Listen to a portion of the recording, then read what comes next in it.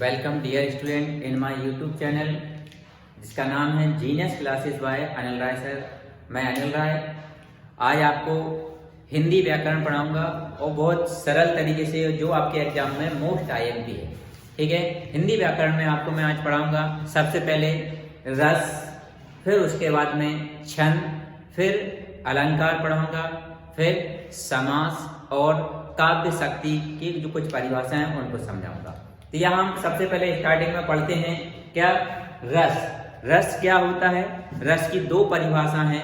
ठीक है, इन दोनों परिभाषा में जो आपको इजी लगे सबसे वो आप करना। ठीक है, नॉर्मली सबसे पहले देखिए रस की परिभाषा क्या होती है। रस नाटक को देखने, कहानी को सुनने और कविता को पढ़ने से हमें जो अलौकिक आनंद की प्राप्ति होती है उसे रस कहते हैं। क्या परिभाषा हुई रस की? नाटक को देखने, कहानी को सुनने और कविता को पढ़ने से हमें जो अलौकिक आनंद की प्राप्ति होती है उसी आनंद को ही क्या बोलते हैं? रस कहते हैं। अब रस की एक और परिभाषा है, उस परिभाषा को बताने से पहले मैं आपको बताऊं कि रस के 4 अंग होते हैं। पहले आप इस अंग को समझ लीजिए, फिर उस अंग से रस की एक परिभाषा और लिखेंगे। ठीक है, तो रस के कितने अंग होते हैं? 4 अंग होते हैं। ठीक है, रस के 4 अंग होते हैं।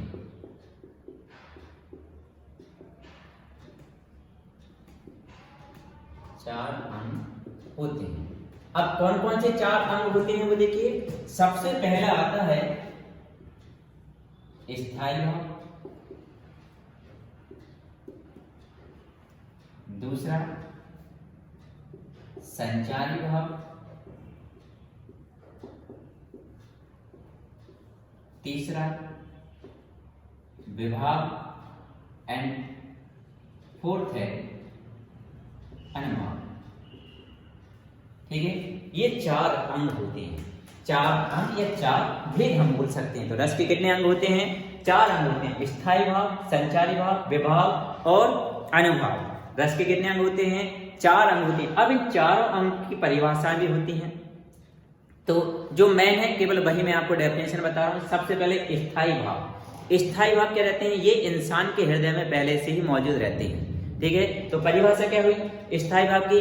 ऐसे भाव जो सहृदय के हृदय में स्थायी रूप से मौजूद होते हैं उन्हें क्या बोलते हैं? स्थायी भाव कहते हैं। और प्रत्येक रस का एक स्थायी भाव होता है और स्थायी भावों की जो संख्या है कितने होते हैं? 10 होते हैं। स्थायी भाव कितने होते हैं? 10, क्योंकि रस कितने होते हैं? 10, और प्रत्येक रस का एक स्थायी भाव होता है तो 10 रसों के स्थायी भाव कितने हो जाएंगे? 10 हो जाएंगे। अब आते हैं संचारी भाव। संचारी भाव क्या होते हैं? संचारी मतलब जो संचरण करते रहते हैं, आते जाते रहते हैं, क्षणिक होते हैं। तो संचारी भाव की परिभाषा क्या हुई? ऐसे भाव जो सहृदय के हृदय में आते जाते रहते हैं अर्थात क्षणिक होते हैं उन्हें क्या बोलते हैं? संचारी भाव कहते हैं। और संचारी भाव की संख्या मानी गई है कितनी? 33। ये हो गया। ठीक है, विभाव अनुभाव इतना जरूरी नहीं है अभी के हिसाब से। ठीक है, स्थायी भाव की परिभाषा हमने क्या लिखी? ऐसे भाव जो सहृदय के हृदय में स्थायी रूप से मौजूद रहते हैं उन्हें स्थायी भाव कहते हैं। प्रत्येक रस का एक स्थायी भाव होता है और स्थायी भाव कितने होते हैं? 10 होते हैं। संचारी भाव क्या होते हैं? ऐसे भाव जो सहृदय के हृदय में आते जाते रहते हैं, क्षणिक होते हैं, संचारी भाव कहते हैं। और संचारी भाव बहुत सारे होते हैं, लेकिन मुख्यतः यदि हम बोले संचारी भाव 33 प्रकार के होते हैं। वो 2 प्रकार के यदि मैं बोलूं संचारी भाव में आते हैं मोह और जड़ता। जो मोह और जड़ता वो किस में आते हैं? संचारी भाव में। हमें किसी से किसी विशेष के लिए कुछ क्षण के लिए क्या हो जाता है? मोह हो जाता है और जड़ता हो जाती है। तो संचारी भाव कितने बताए मैंने? 2। लेकिन मेनली कितने होते हैं? 33 प्रकार के होते हैं। ठीक है, अब हम इनकी तुलना करें। स्थायी भाव की तुलना हम किससे कर सकते हैं?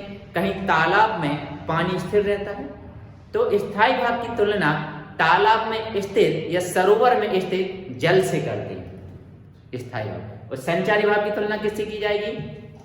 सरोवर में जो जल स्थित है उसमें आने जाने वाली जो किरणें होती हैं उन किरणों से किसकी तुलना की जाएगी? संचारी भाव से। मतलब सरोवर में स्थित जल में आने वाली किरणों की तुलना किससे की जाएगी? संचारी भाव से। मतलब ये आते जाते रहते हैं, वो संचारी भाव हो गए। ठीक है, अब इन्हीं 4 भाव के आधार पर रस की एक परिभाषा और बताते हैं। अब यहाँ देखिए मैंने आपको संचारी भाव और स्थायी भाव की परिभाषा बताई। यही कहीं क्वेश्चन बन जाता है कि स्थायी भाव और संचारी भाव में अंतर लिखिए। ठीक है, तो क्या अंतर लिख सकते हैं? स्थायी भाव, ये भाव सहृदय हृदय में स्थायी रूप से मौजूद रहते हैं, और संचारी भाव में ये भाव सहृदय के हृदय में आते जाते रहते हैं। दूसरा, स्थायी भाव की संख्या कितनी है? 10 है, और संचारी भाव की संख्या कितनी है? 33 है।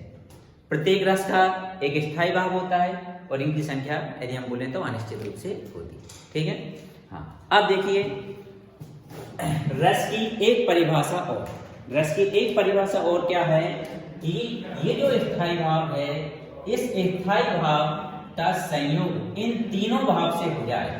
स्थायी भाव का संयोग इन तीनों से हो जाए। क्या हो जाए? संयोग। तब किसकी उत्पत्ति होती है? रस की उत्पत्ति हुई। तब क्या उत्पन्न हो जाएगा? रस उत्पन्न हो जाएगा। ठीक है, तो रस की एक और परिभाषा लिखिए। क्या लिखिए? जहां पर काव्य में स्थायी भाव का संयोग विभाव, अनुभाव और संचारी भाव से होता है, वहां रस की उत्पत्ति होती है या रस उत्पन्न होता है। क्या परिभाषा हुई रस की? देखिए दो परिभाषा बताई मैंने। सबसे पहली परिभाषा कौन सी हुई? क्या है? नाटक को देखने, कहानी को सुनने और कविता को पढ़ने समय जो अलौकिक आनंद की प्राप्ति होती है, उस आनंद को ही हम क्या बोलते हैं? रस कहते हैं। ठीक है, पहली परिभाषा। दूसरी परिभाषा क्या बनी? जहां पर काव्य में स्थायी भाव का संयोग विभाव, अनुभाव और संचारी भाव से होता है, वहां पर रस की उत्पत्ति होती है। तो मैंने अभी आपको रस की परिभाषा बताई, रस के अंग बताए। कितने अंग होते हैं? 4 अंग होते हैं। अब रस के प्रकार, रस कितने प्रकार के होते हैं? रस 10 प्रकार के होते हैं और प्रत्येक रस का एक स्थायी भाव होता है। यहाँ देखिए रस के बारे में पढ़ते हैं हम। रस का नाम,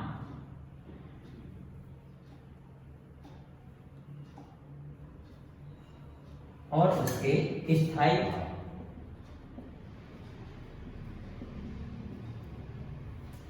ठीक है, रस और उनके स्थायी भाव, इनको भी याद रखना जरूरी है, ऑब्जेक्टिव में आ जाते हैं। सबसे पहले जो रस आता है पहले नंबर पर, वो रस है श्रृंगार रस, और श्रृंगार रस का स्थायी भाव होता है रति। श्रृंगार रस का स्थायी भाव क्या हो गया? रति। दूसरे नंबर पर यदि हम लिखें तो दूसरे नंबर पे आता है हास्य रस। हास्य रस का स्थायी भाव होता है हास्य। तीसरे नंबर पर लिखें करुण रस। करुण रस का स्थायी भाव होता है शौक। चौथा अद्भुत रस या आश्चर्य। तो अद्भुत रस का स्थायी भाव होता है विस्मय। पांचवा वीर रस। वीर रस का स्थायी भाव होता है उत्साह। वीर रस स्थायी भाव क्या होता है? उत्साह। रौद्र रस स्थायी भाव क्रोध। भयानक रस का स्थायी भाव भय। बीभत्स रस का जुगुप्सा। शांत रस का निर्वेद। और वात्सल्य रस के बहुत सारे हैं।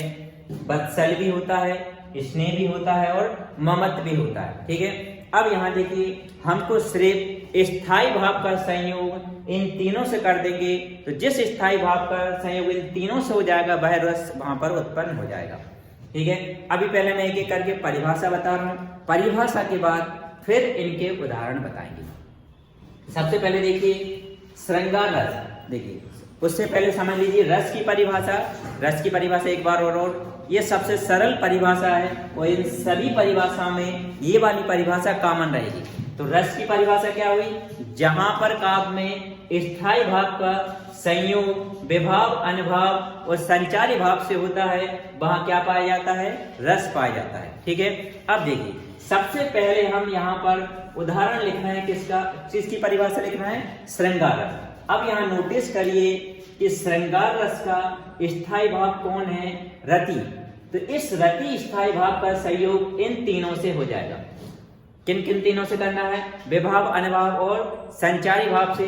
जब रति का इन तीनों से संयोग होगा तो कौन सा रस उत्पन्न हो जाएगा? श्रृंगार रस। तो परिभाषा क्या बनेगी? जहां पर काव्य में रति नामक स्थायी भाव का संयोग विभाव अनुभाव और संचारी भाव से होता है, वहां पर श्रृंगार रस पाया जाता है। किसका संयोग करवाना? केवल रति का। किसके से? विभाव अनुभाव और संचारी भाव से। तो वहां कौन सा रस मिल जाएगा? श्रृंगार रस। तो क्या परिभाषा बनी? जहां पर काव्य में रति नामक स्थायी भाव का संयोग विभाव अनुभाव और संचारी भाव से होता है, वहां पर श्रृंगार रस पाया जाता है। अब देखिए, श्रृंगार रस दो प्रकार का होता है। तो श्रृंगार रस के प्रकार कितने हुए? दो प्रकार। तो श्रृंगार रस दो प्रकार का होता है। श्रृंगार रस अब कौन कौन से दो प्रकार होते हैं? देखिए, पहला होता है संयोग श्रृंगार रस और दूसरा होता है वियोग श्रृंगार रस। अब इनको समझिए। संयोग श्रृंगार रस क्या होता है? संयोग का मतलब होता है मिलना। मिलना। तो यहां पर देखिए, जब किसी की स्टोरी वगैरह लिखी जाती है, वो नायक और नायिका होते हैं। इंग्लिश में भी हम बोले तो होते हैं हीरो और हीरोइन। ठीक है। तो यहां देखिए कौन सा रस? संयोग रस श्रृंगार रस मतलब मिलन होगा। तो जहां पर काव्य में नायक और नायिका के मिलन का वर्णन या दर्शन होता है, वहां पर संयोग श्रृंगार रस पाया जाता है। अब संयोग श्रृंगार रस का उदाहरण समझिए। संयोग श्रृंगार रस का उदाहरण है, राम को रूप निहारती जानकी, कंकन के नग के परछाई, या तई सबई सुधि भूल गई, कर टैकती पल टारत नाही। अब इसको समझिए। समझ के करोगे तो बहुत जल्दी इसे याद होगा। देखिए, जब सीता जी का स्वयंवर होता है, उस स्वयंवर में बहुत से राजकुमार जाते हैं, तो राम जी भी जाते हैं वहां पर। तो सीता जी किसी एक जगह बैठकर सभी के सभी राजकुमारों को देखती हैं। किस में देखती हैं? अब कोई भी लड़की है तो डायरेक्टली तो देखेगी नहीं, तो इस तरीके से देखेगी ताकि सामने वाले लड़के को पता नहीं चले कि वो देख रहे हैं। तो सीता जी जब एक जगह बैठे हुए थे और उनका जो हाथ था, हाथ इस तरह टिके थे और हाथ में क्या पहने हुए थे? कंगन पहने हुए थे। और कंगन में क्या लगे थे? नग लगे हुए थे। उन नग में सभी राजकुमारों की परछाई दिख रही थी और उस नग की परछाई में वो कहाँ कर रुक जाती हैं? राम जी का जैसे चेहरा आता है वहां देखकर वो इतनी मोहित हो जाती हैं कि अपनी सब की सब सुध भूल जाती हैं। तो यहाँ देखिए क्या है, पहली वाली लाइन क्या है? राम को रूप निहारती जानकी। जानकी मतलब सीता जी। तो राम को रूप कौन निहार रही हैं? जानकी। किसमें निहार रही? कंकन के नग के परछाई। कंकन मतलब जो हाथ में जो कंकन पहने हुए हैं, उसकी नग की परछाई में किसकी दिख रहा है चेहरा को? राम जी की।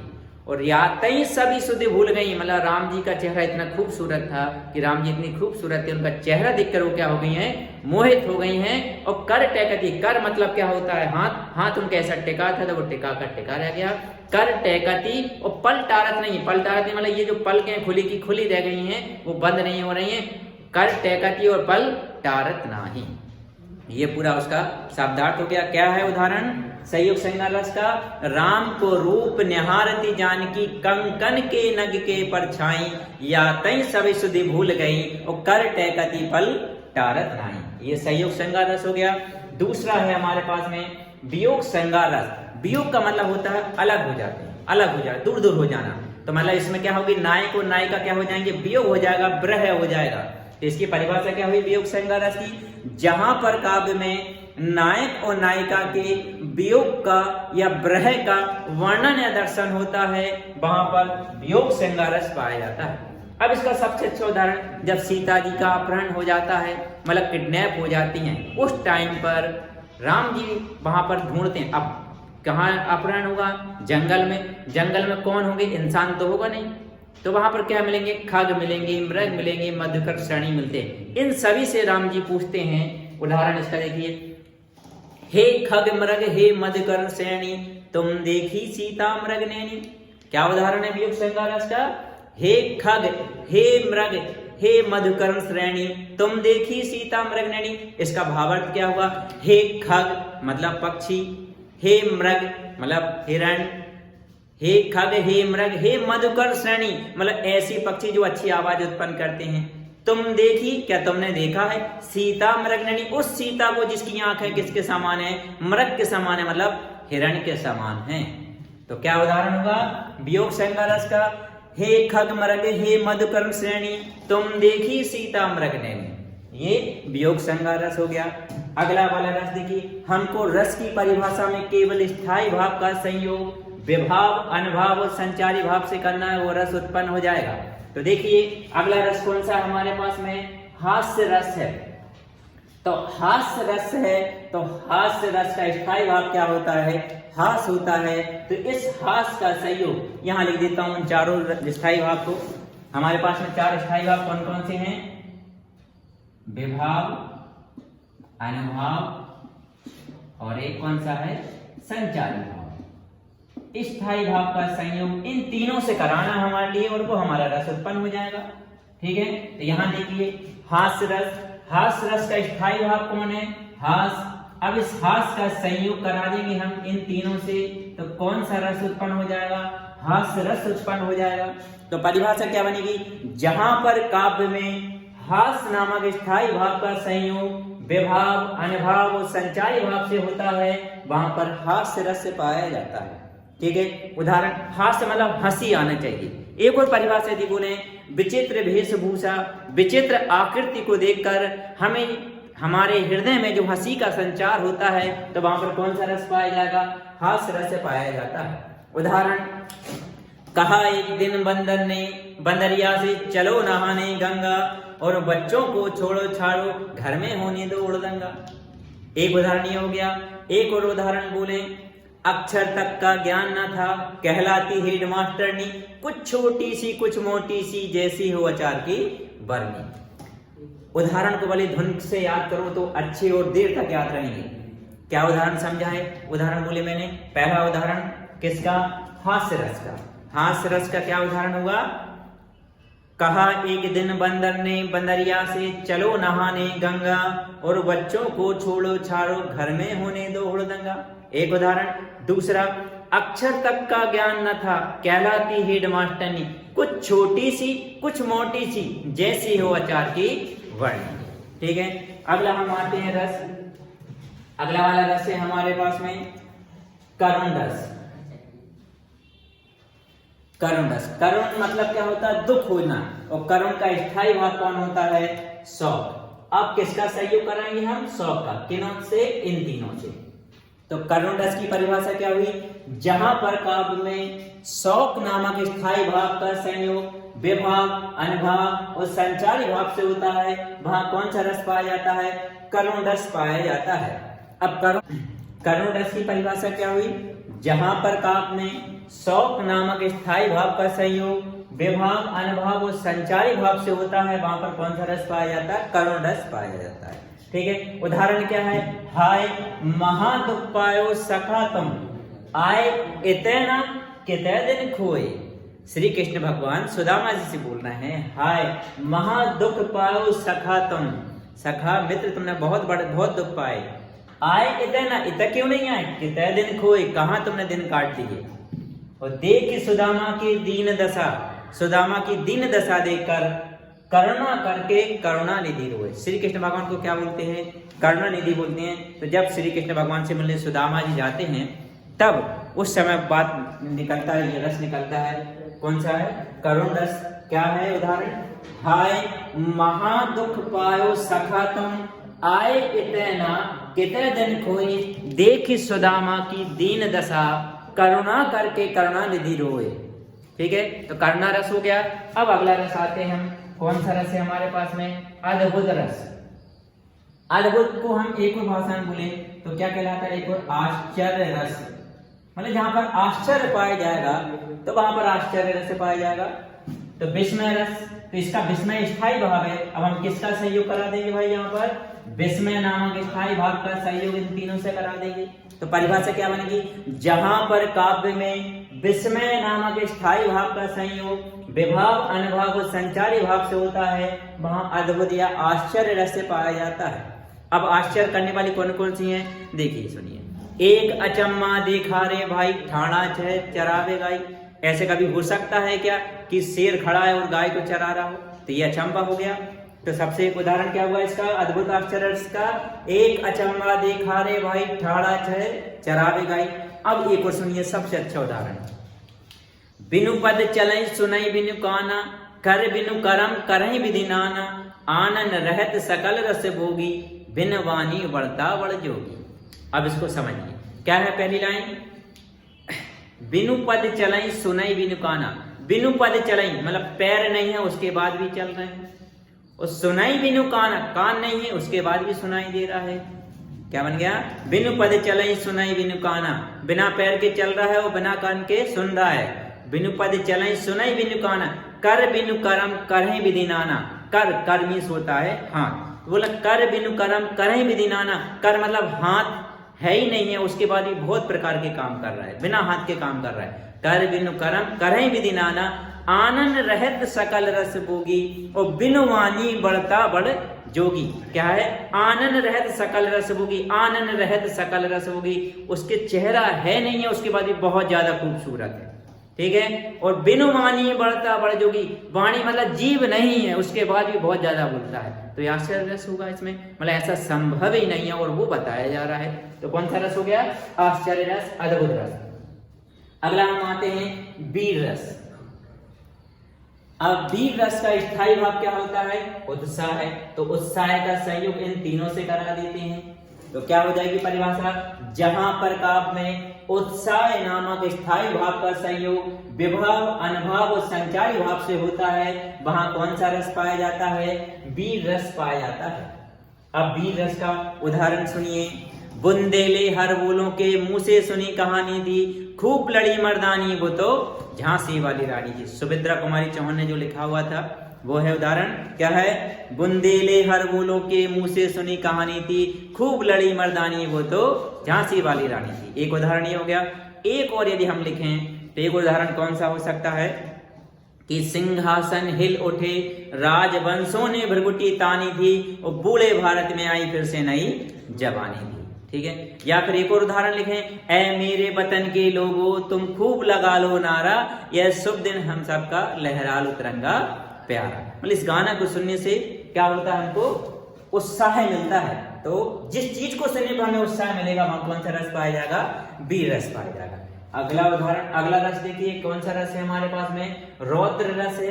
लेकिन रौद्र रस का स्थायी भाव कौन है? क्रोध। इस क्रोध का संयोग हम इन तीनों से करा देंगे, तो क्या परिभाषा बनेगी? जहां पर काव्य में क्रोध नामक स्थायी भाव का संयोग विभाव, अनुभव और संचारी भाव से होता है, वहां कौन सा रस पाया जाएगा? रौद्र रस से पाया जाता है। क्रोध आ जाए तो वहां रौद्र रस से पाया जाएगा। अब जैसे क्रोध कब आएगा? जैसे देखिए जब महाभारत होता है तो उस समय कृष्ण भगवान युद्ध लड़ने से मना कर देते हैं, तब कृष्ण भगवान अर्जुन जी के युद्ध लड़ने से मना कर देते हैं, तो कृष्ण भगवान उनको समझाते हैं, और समझा के जब उनको एकदम से गुस्सा आ जाता है तब वो बोलते हैं, क्या है कृष्ण अर्जुन के लिए बनाने तब कि श्री कृष्ण के सुन वचन अर्जुन क्रोध से जलने लगे, सब शौक अपना भूलकर करतल युगल मलने लगे। क्या उदाहरण है? श्री कृष्ण के सुन वचन अर्जुन क्रोध से जलने लगे। श्री कृष्ण के वचन सुनकर अर्जुन क्रोध से जलने लगे, और सब शौक अपना भूलकर, अपना पूरा दुख भूलकर करतल युगल मलने लगे, जो उनको कर्म करना था वो करने लगे। तो ये हो गया रौद्र रस। अगला आते हैं हम भयानक रस। भयानक रस। अब भयानक रस का स्थायी भाव क्या है यहाँ पर? भय। तो भय का संयोग किस किस से हो जाएगा? विभाव, अनुभव और संचारी भाव से। क्या परिभाषा बनेगी यहाँ पर कि जहां पर काव्य में भय नामक स्थायी भाव का संयोग विभाव, अनुभव और संचारी भाव से होता है, वहां कौन सा रस पाया जाएगा? भयानक रस पाया जाएगा।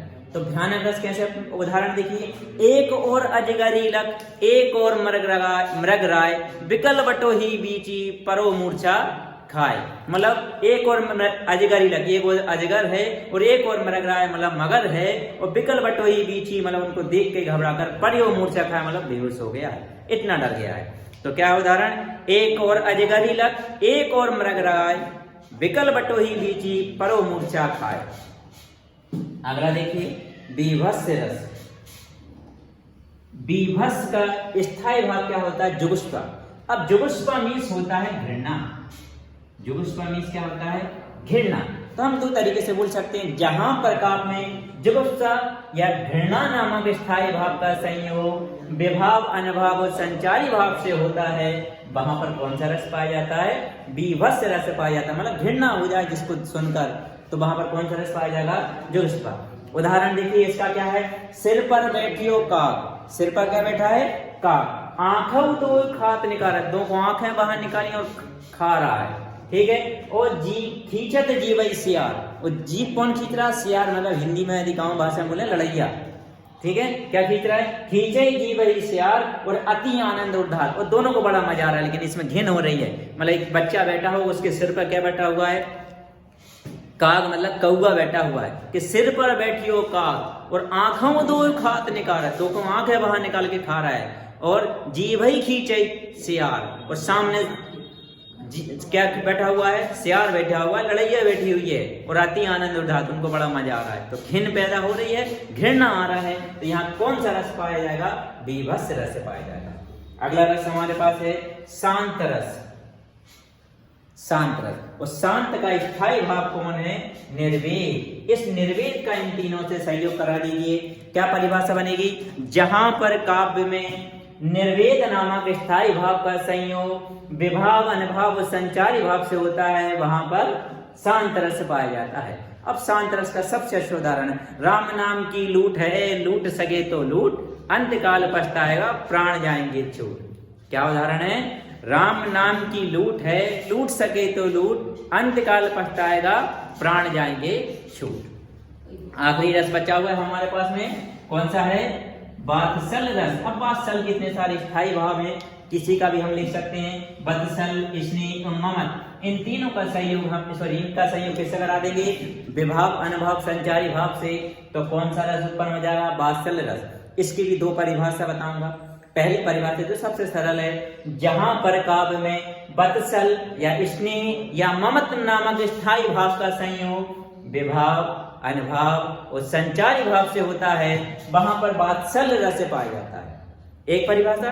दूसरी परिभाषा और देखिए, जहां पर काव्य में माँ और बेटे के बीच, फसल और किसान के बीच, भाई और बहन के बीच जो प्रेम या स्नेह पाया जाता है, वहां पर वात्सल रस पाया जाता है। उदाहरण है, कौशल्या जब बोलन जाई, ठुमक ठुमक प्रभु चली पराई। मतलब कौशल्या जी जब बुलाती हैं तो प्रभु कैसे चलते हैं? ठुमक ठुमक चलते हैं, तो प्रेम आ रहा है, स्नेह आ रहा है। क्या है उदाहरण? कौशल्या जी जब बोलन जाई, ठुमक ठुमक चले प्रभु पराई, ठीक है। एक और उदाहरण, जसोदा हरि पालने झुलावे। जसोदा हरि पालने झुलावे, जसोदा जी हरि को पालने में झुला रही हैं, तो बड़ा स्नेह आ रहा है, तो कौन सा हो गया? वात्सल रस हो गया। ये हो गया अब हमारे रस, ठीक है। अब हम पढ़ेंगे अलंकार।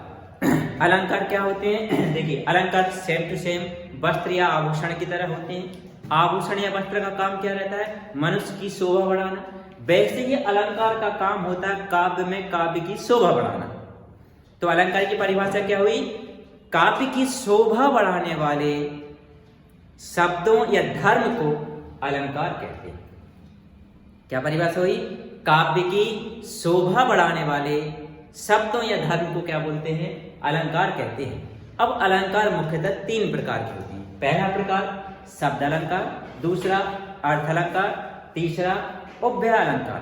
अब इनके नाम से ही स्पष्ट है इनका मतलब क्या होता है। पहला क्या है? देखिए, हम इसको तोड़ के यदि देखें, किसको? शब्द अलंकार को। शब्द अलंकार ये क्या हो जाएगा? शब्द प्लस अलंकार। कौन सा वाला अलंकार? शब्द वाला।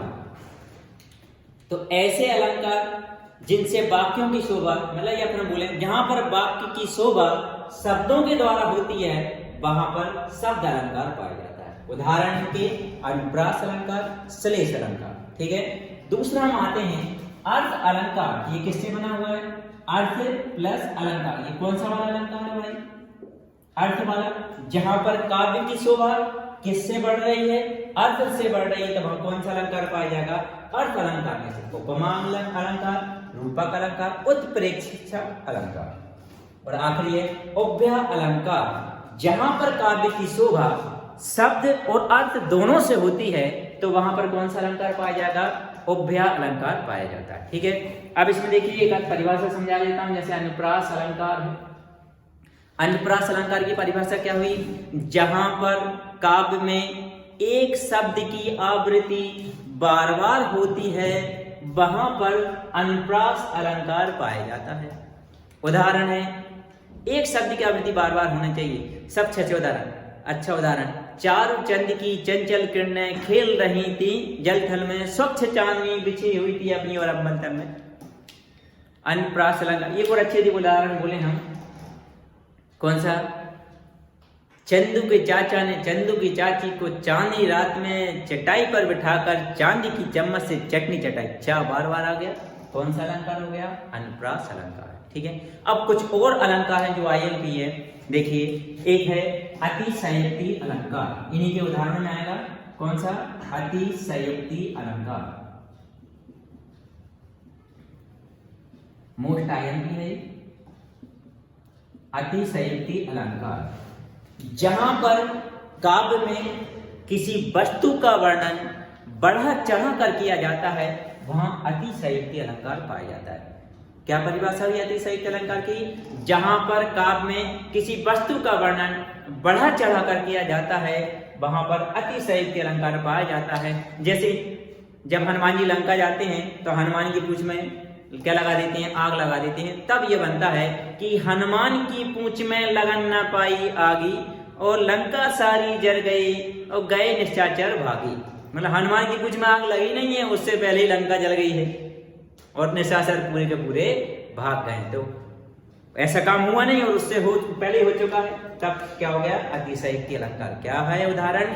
हनुमान की पूंछ में लगन न पाई आगी और लंका सारी जल गई गई निशाचर भागी। ठीक है, एक उदाहरण। और एक और है, पड़ी नदी अचानक अपार, राणा ने सोचा इस पार तब तक था चेतक उस पार। मतलब राणा ने सोचा था इसी पार, इतनी में चेतक कहां पहुंच गया था? उस पार पहुंच गया था। तो कौन सा अलंकार हो गया? अतिशयोक्ति अलंकार। अगला है अनयोक्ति अलंकार। अनयोक्ति अलंकार, ये भी मोस्ट IMP है। तो अनयोक्ति अलंकार क्या होता है? जहां पर काव्य में एक वस्तु को ध्यान में रखकर दूसरी वस्तु का वर्णन या दर्शन होता है वहां पर अनयोक्ति अलंकार होता है। क्या रहेगा? एक वस्तु को ध्यान में रखेंगे लेकिन बात करेंगे दूसरी वस्तु का, तब कौन सा अलंकार रहेगा? अनयोक्ति अलंकार। देखा होगा जब घर में किसी दो व्यक्तियों का आपस में लड़ाई हो गई, वो दोनों एक दूसरे से बात नहीं करेंगे तो वे दोनों एक तीसरे व्यक्ति से, ये हमारे पास में है 3 लोग, 1 2 और ये 3, इन दोनों की लड़ाई हो गई लेकिन ये इससे बोल रहा है इसके बारे में, तो इन दोनों की बात चल रही है तो इसने इसको ध्यान में रखकर वर्णन इसके बारे में कर रहा है। तो कौन सा अलंकार हो गया? अनयोक्ति अलंकार। क्या परिभाषा हुई? जहां पर काव्य में एक वस्तु को ध्यान में रखकर दूसरी वस्तु का वर्णन या दर्शन होगा वहां पर अनयोक्ति अलंकार पाया जाता है। उदाहरण है, माली आवत देख कर कलियन करी पुकार, फूले फूले चुन लिए काली हमारे बार। संदेह अलंकार। तो संदेह अलंकार में क्या रहेगा? संदेह में मतलब डाउट बना रहेगा, डाउट बना रहेगा और ये संदेह आखिरी तक बना रहेगा। क्या रहता है? जब किसी वस्तु के रूप गुण की समानता के कारण किसी वस्तु में संदेह बना रहता है कि यह वस्तु वही है या नहीं, तब वहां पर कौन सा अलंकार पाया जाता है?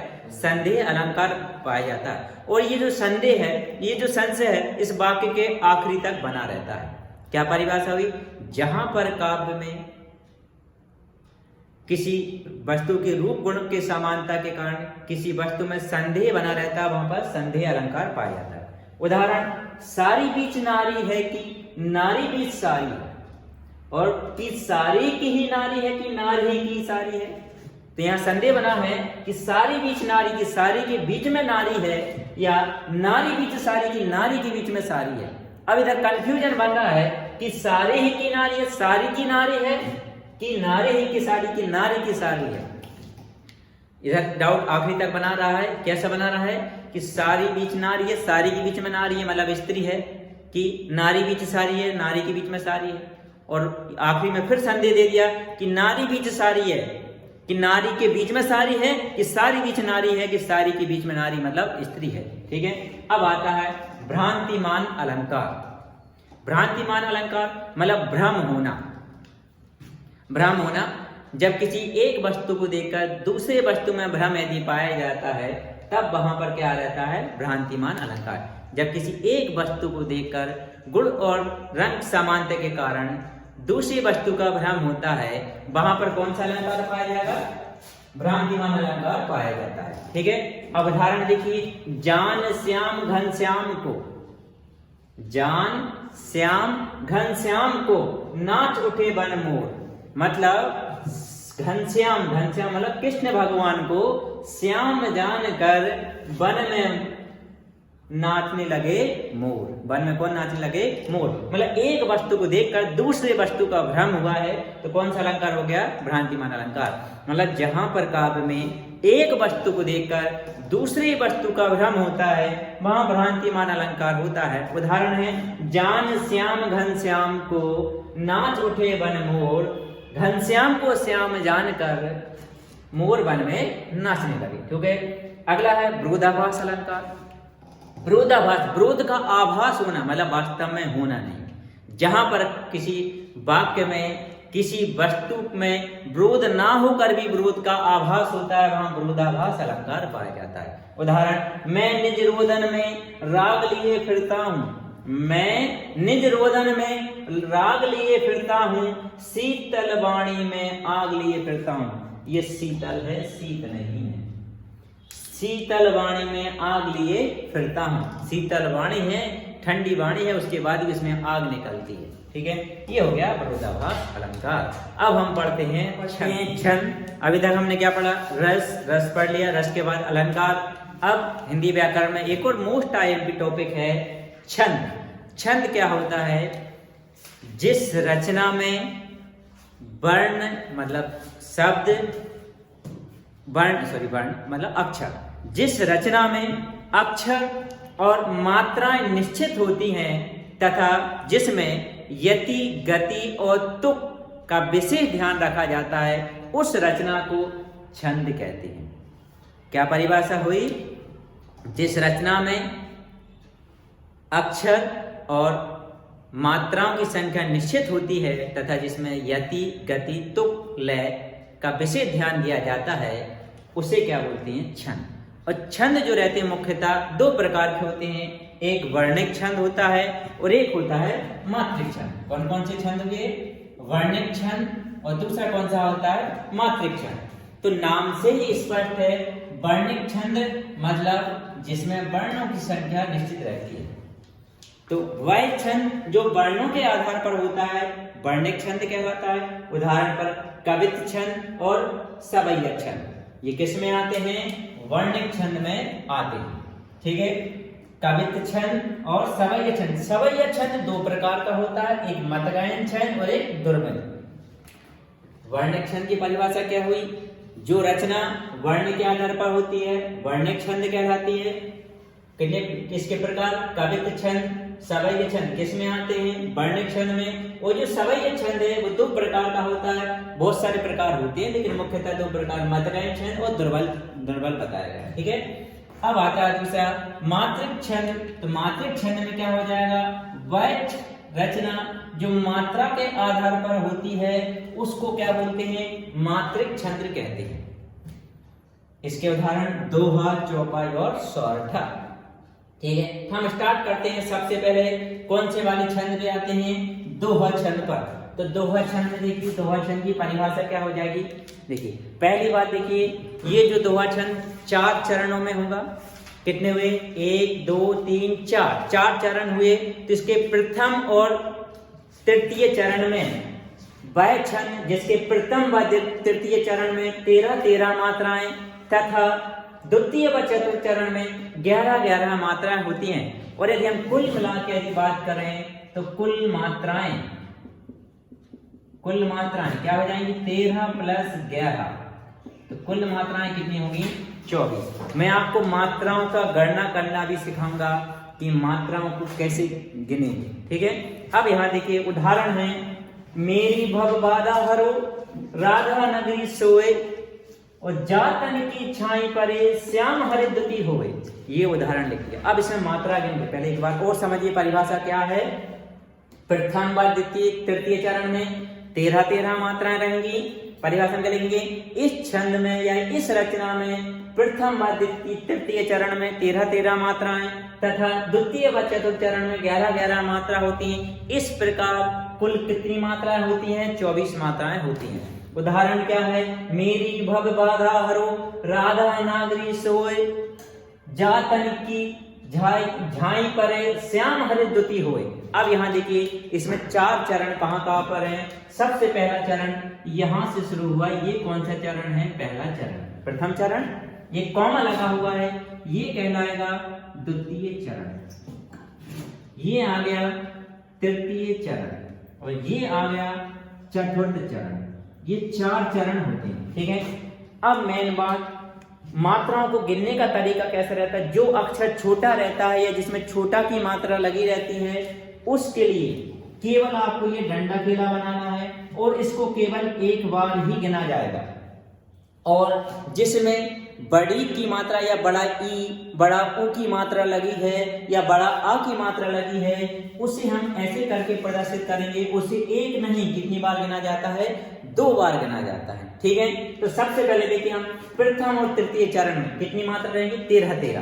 तो देखिए ये तृतीय चरण है, प्रथम और तृतीय चरण में 13 मात्राएं गिन के बताता हूं। तो सबसे मेन बात यहाँ देखिए, माँ में एक की मात्रा, बड़ी हो गई, इसको अपन ऐसे बना दिया। इसमें रा में बड़ी की मात्रा, इसको भी ऐसे बना दिया। यहाँ देखिए छोटा भा है और छोटा बा है, तो ये डंडा केला लगा दिया। इधर बा में बड़ा बा है तो कैसे लगा देगा? ये कर देंगे। हा में बड़ा है, इसको भी ऐसे कर देंगे। इधर देखो छोटा हा बना है तो छोटा है तो डंडा केला, ओ की मात्रा लगी है तो बड़ा आ जाएगा, ये हो गया। अब यहाँ देखिए मात्राओं की गणना कैसे करनी है? जो डंडा लगा है उसको केवल एक बार गिनिए और इस तरीके से जो मात्रा उसको कितनी बार गिनेंगे? 2 बार गिनेंगे। तो यहाँ देखिए ये कितने हो गए? 2, ये भी कितने हो गए? 2, ये कितनी है? 1, ये भी कितनी है? 1, ये कितने हुए? 2, ये भी 2 हुए, ये कितना है? 1 और ये कितने हैं? 2। अब इनको जोड़ के देख लीजिए, योगफल कितना आएगा? 13। कैसे आएगा? देखो 2, 2 4, 5, 6, 2 8, 2 10 और 11 और 2 13। कितना योगफल आ गया इनका? 13 आ गया। आ गया। किस चरण में गिना हमने? प्रथम चरण में। अब सेम टू सेम किस चरण में गिनने? तृतीय चरण में गिन के बताते हैं। देखिए बड़ा जा है तो ऐसे करके लिखेंगे, छोटा ता है डंडा लगा दिया, छोटा ना है डंडा लगा दिया, बड़ी की मात्रा है ये बना दिया, बड़ा झा है ये बना दिया, बड़ी की है ये बना दिया, छोटा पा है डंडा लगा दिया, ऐ की मात्रा है ये लगा दिया। अब जो डेल्टा टाइप में जो बना हुआ है उसे अपन कितना गिनेंगे? 2। ये सिंगल है उसको 1 अकेला, इसको 2, ये भी 2, ये भी 2, ये 1 है और ये 2 है।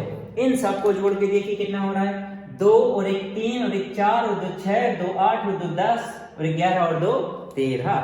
इनका योगफल भी देखिए सबका कितना आ गया? 13 आ गया।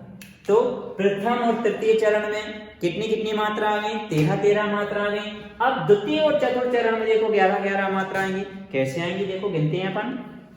बड़ा दा है डेल्टा बना दिया, बड़ा दा है डेल्टा बना दिया, बड़ा ना है डेल्टा बना दिया, छोटा गा है ये लगा दिया डंडा, छोटी देखिए इधर छोटी ई की मात्रा है इसलिए डंडा लगेगा, इधर ओ की मात्रा है ये लगेगा, छोटा या है डंडा लगा दिया। अब मात्राओं को गिनिए, देखिए ये कितनी हो गई?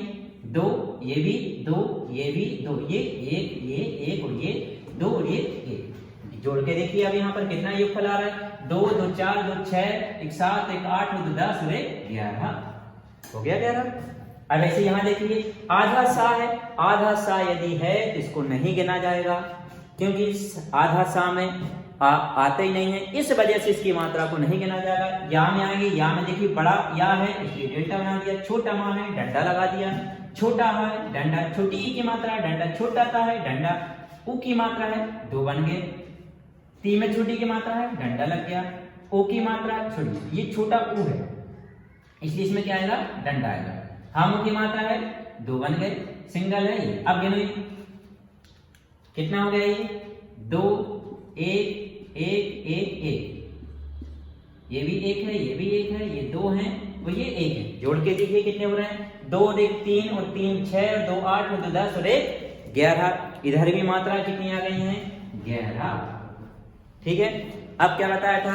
एक पूरा का पूरा इसको जोड़ के देख लीजिए, किस किस को प्लस करेंगे? 13 और 11 को प्लस किया कितने हो गए? 24। ऐसे यहाँ पर ये 13 और ये 11 बराबर कितने आ गए? 24। तो कुल मात्राएं कितनी रहेंगी? 24 रहेंगी। ठीक है। चौपाई छंद, चौपाई छंद किसका उदाहरण है? मात्रिक छंद का। इसमें भी मात्राओं की गणना होगी।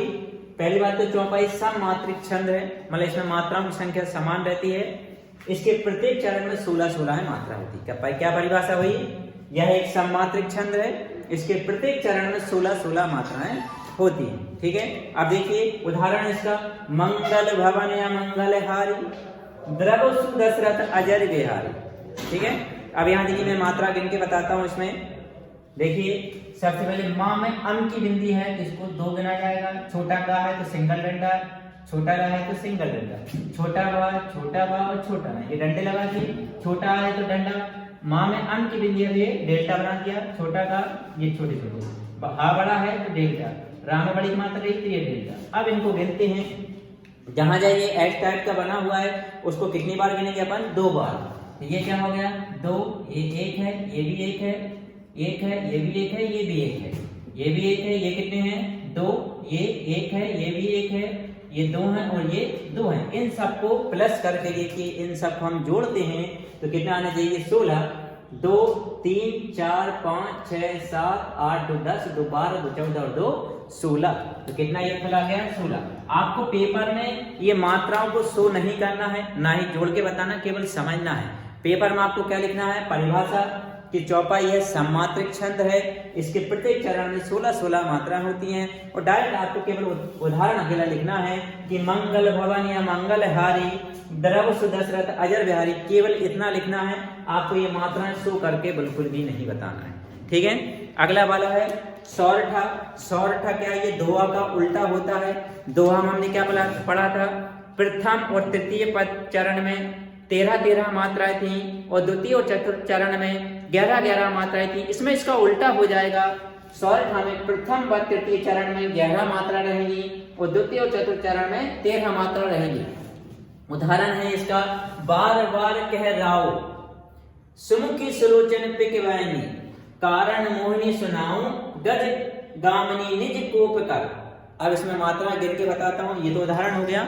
अब मात्रा में देखिए, यहाँ पर बड़ा बा है तो ये इस टाइप का बना दिया। छोटा रा है, बड़ा बा है, ये छोटा का है, ये छोटा हा है, बड़ा रा है, छोटा ऊ है, छोटा सु में छोटा की मात्रा है, इसमें भी छोटा की, इसमें भी छोटे की, इसमें भी छोटे की। ये बड़ा है तो डेल्टा, छोटा क्या है? सिंगल डंडा, छोटी की मात्रा डंडा, पा में छोटी की मात्रा डंडा, छोटा का डंडा, छोटा का छोटा ये सब। ठीक है, अब यहाँ देखिए हमको चरण को मैं ये यहाँ से लेके यहाँ तक का कौन सा चरण है? पहला चरण।